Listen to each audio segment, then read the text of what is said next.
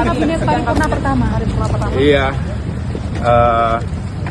tentu ini menjadi pengalaman pertama buat saya untuk bisa menghadiri sidang kabinet paripurna di istana bersama dengan Bapak Presiden dan jajaran Kabinet Indonesia Maju.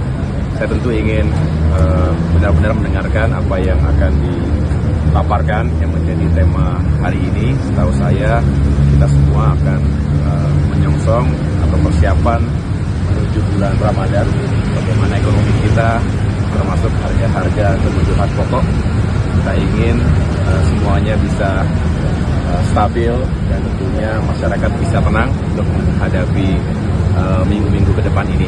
Dan tentunya isu-isu lain bagi saya sendiri ini menjadi pengalaman yang menarik karena untuk pertama kalinya saya bisa secara utuh mendengarkan masukan dan juga isu-isu yang dihadirkan dari berbagai kementerian dan lembaga. Di sini menurut saya penting bagi saya untuk segera cepat menyesuaikan diri dengan apa yang tengah atau telah dijalankan oleh pemerintahan selama ini dari berbagai aspek. Tentu yang terkait dengan ATR dan BPN juga yang menjadi isu yang juga tidak kalah pentingnya karena berbagai proyek nasional, strategis nasional termasuk juga isu-isu kerakyatan itu ada kaitannya dengan Kementerian ATR dan juga BPN. Saya sendiri belum lama ini baru kembali dari daerah, artinya kunjungan kerja ke lapangan, bisa mengetahui secara langsung apa saja yang menjadi isu di lapangan dan mudah-mudahan kami Kementerian ATR bisa menghadirkan solusi bagi permasalahan warga, termasuk juga untuk mendukung percepatan pembangunan, termasuk juga investasi yang tengah dan terus digalakan oleh Bapak Presiden Joko Widodo dan kita semua ingin menyukseskan 8 bulan terakhir ini. Mudah-mudahan bisa yang terbaik lah, bisa paling optimal. Gitu. Sidang kabinet ini kan semua menteri datang termasuk Pak Muldoko, nanti ada waktu khusus untuk ngobrol sama Pak Muldoko. Kenapa?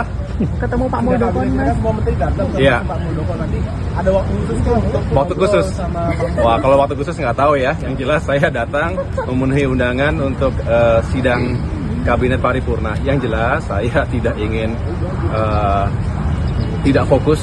Yang pertama saya datang untuk sekali lagi mengikuti dengan baik. Saya ingin juga berkenalan, bersilaturahmi dengan semua anggota Kabinet Indonesia Maju karena semua adalah kolega, semua adalah mitra yang harus saya kenali dan juga berhubungan dengan baik. Kira-kira begitu. Mas, soal politik dong Mas, hak angket gimana Partai Demokrat?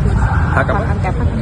Sudah saya jelaskan kemarin bahwa Demokrat tidak melihat itu sebagai sesuatu yang urgen dan tidak mungkin kami ikut-ikutan untuk membangun spirit itu.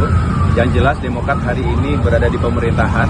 Kami ingin fokus mengawal pemerintahan Presiden Jokowi dan kita semua untuk benar-benar bisa menuntaskan segala kebijakan dan program kerja. Jadi saya tidak tertarik sekaligus juga tidak melihat ada kepentingan melakukan hak angket. Bagi kami sudah jelas bahwa pemilu 2024 ini berjalan dengan baik dan kita tahu sampai dengan hari ini terus dilakukan penghitungan suara. Kita menunggu dan menghormati hasil formal dari KPU secara resmi, tetapi saya juga sejak awal kita semua bisa mengikuti bahwa pasangan Pak Prabowo dan Mas Gibran ini bisa unggul dengan angka yang juga menentukan, artinya berjarak dibandingkan kontestan lainnya. Oleh karena itu bagi kami sudah clear, tidak ada yang perlu diributkan. Tapi kalau ada pihak-pihak yang ingin mengajukan keberatan dan lain sebagainya juga tersedia ruangnya. Dan ini negara demokrasi, tapi bagi kami Partai Demokrat kami ingin fokus saat ini sambil terus menunggu penghitungan suara final begitu. Tetapi kita yang berada di lembaga pemerintahan hari ini juga harus fokus pada target-target pencapaian.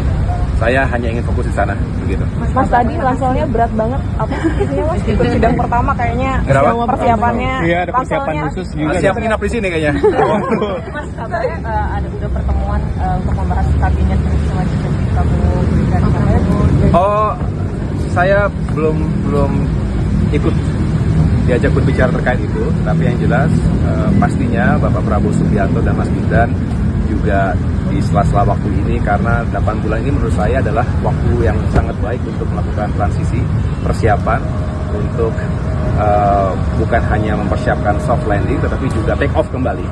Mengapa? Karena ini adalah sebuah keberlanjutan dan kita ingin apa yang telah dicapai selama 10 tahun terakhir ini bisa menjadi legacy yang baik sekaligus mempersiapkan lepas landasnya pemerintahan berikutnya.